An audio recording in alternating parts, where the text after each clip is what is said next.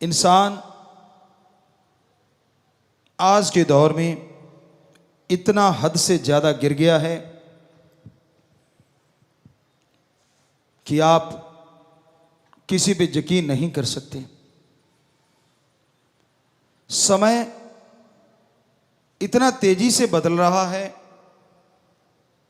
समय बहुत तेज गति से परिवर्तन की तरफ जा रहा है।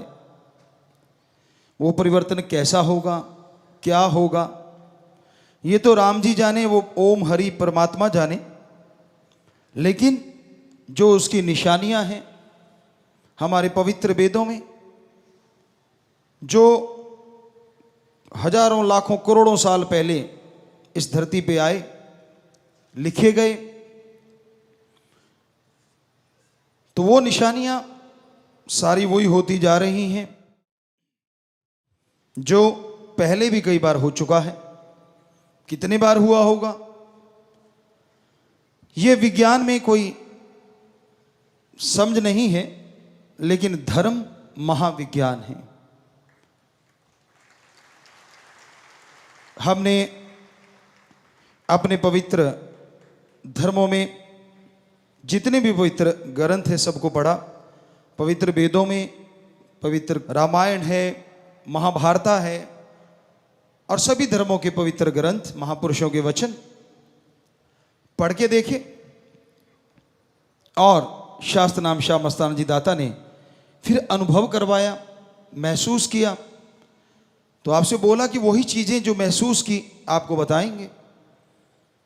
तो आदि काल से इस तरह जब प्रकृति में परिवर्तन आते हैं, आज इस धरती पे आ रहे हैं, आज इस त्रिलोकी में आ रहे हैं, सैकड़ों त्रिलोकियां हैं, और ये परिवर्तन सब जगह आए हैं।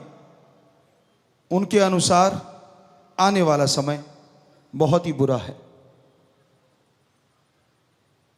हम कोई डराना नहीं चाहते, हमारा कोई इरादा आपको डराने का नहीं है। हमारा कहने का मतलब कि जो दिन गुजर गया शुक्र करो, और आने वाला दिन बुरा होता जा रहा है। यकीन के लायक अगर दृढ़ यकीन करना चाहते हो, दृढ़ विश्वास रखना चाहते हो, तो एक ही है, ओम हरि अल्लाह परमात्मा सतगुरु दाता राम।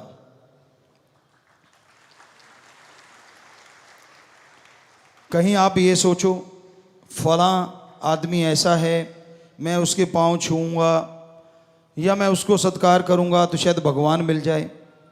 जी नहीं, सत्कार करना हमारी सृष्टि में जरूरी है, हमारी संस्कृति में लिखा हुआ है।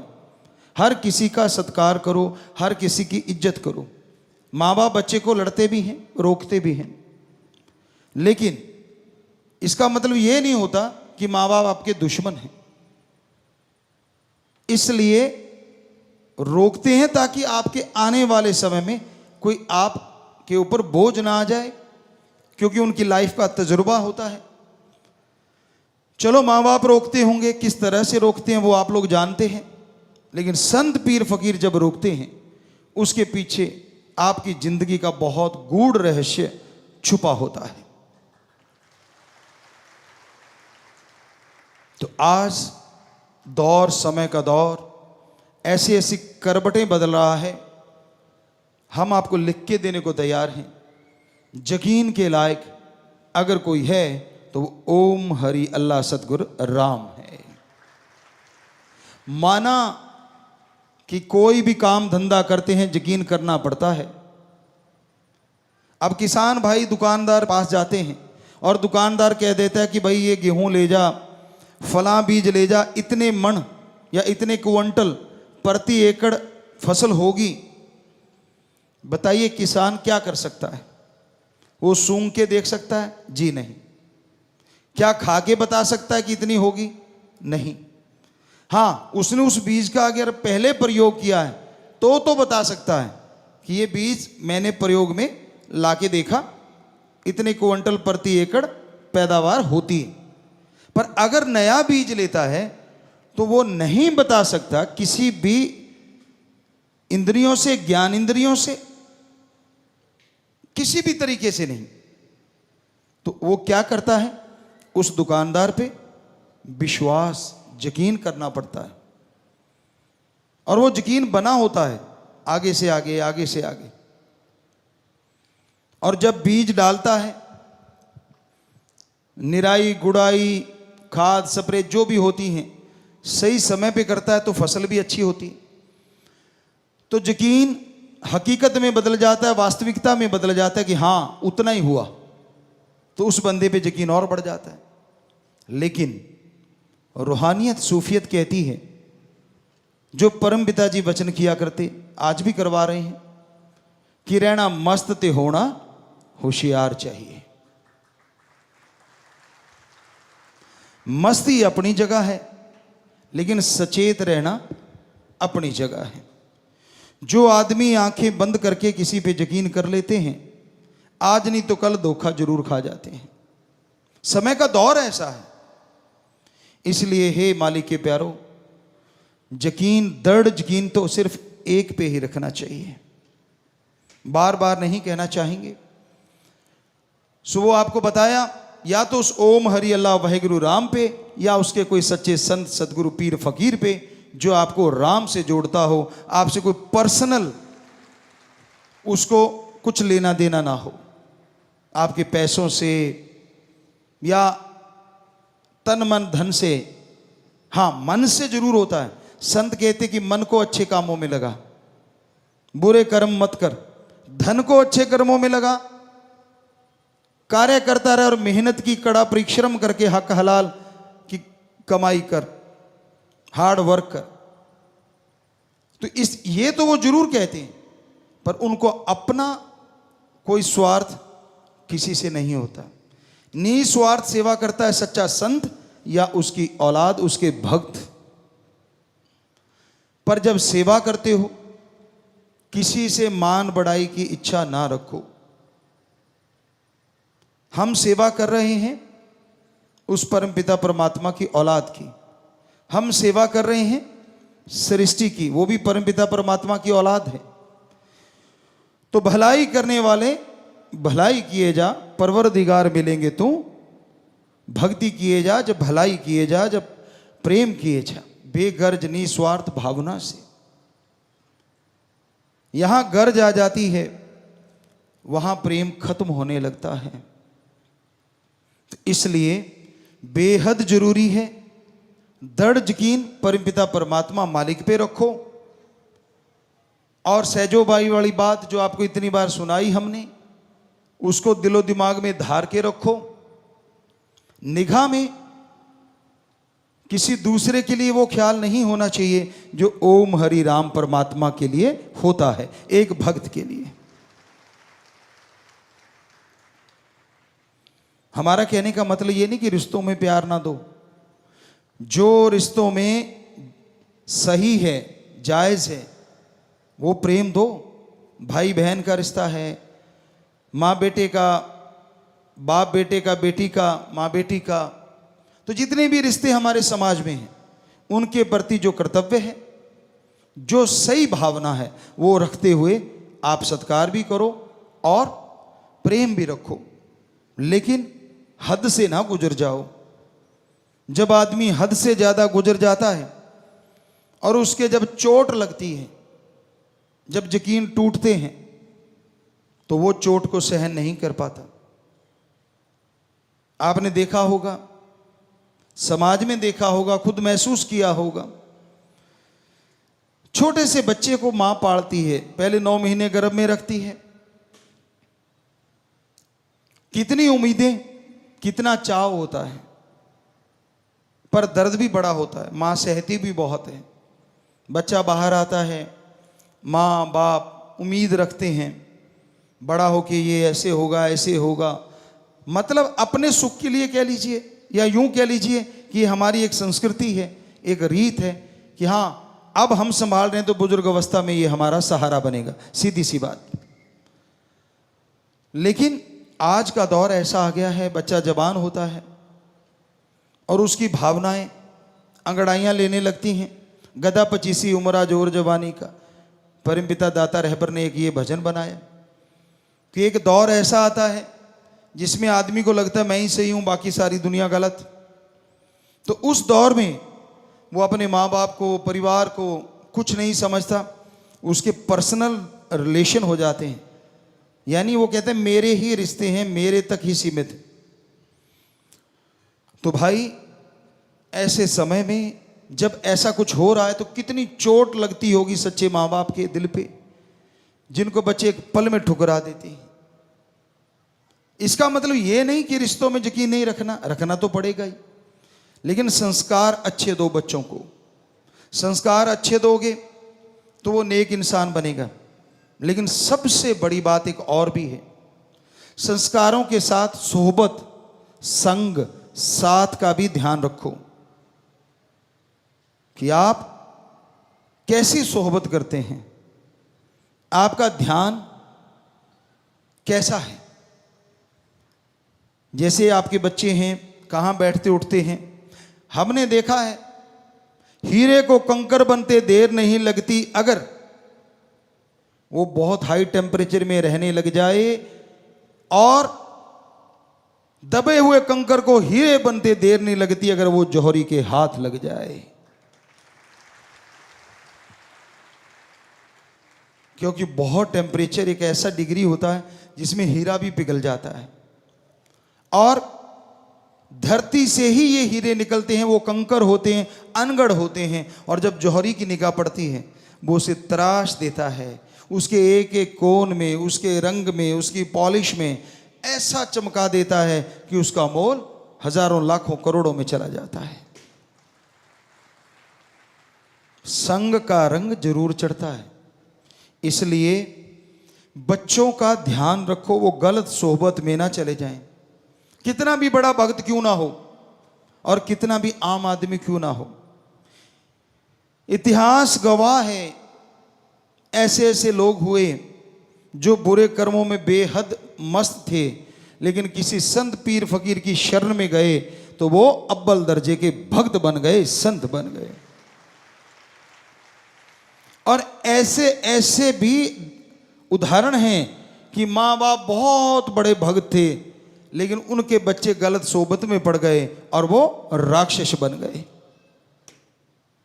तो संग का रंग लाजमी चढ़ता है।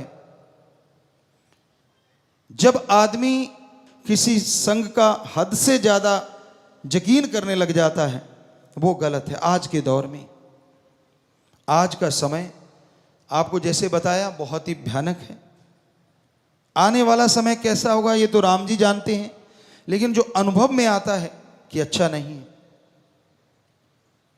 नशे के दरिया बह रहे हैं, ईगो अहंकार के दरिया बह रहे हैं, पैसा भगवान हुआ पड़ा है, और सोहबत में जब आदमी गलत में पड़ता है अच्छे बुरे की पहचान नहीं रहती।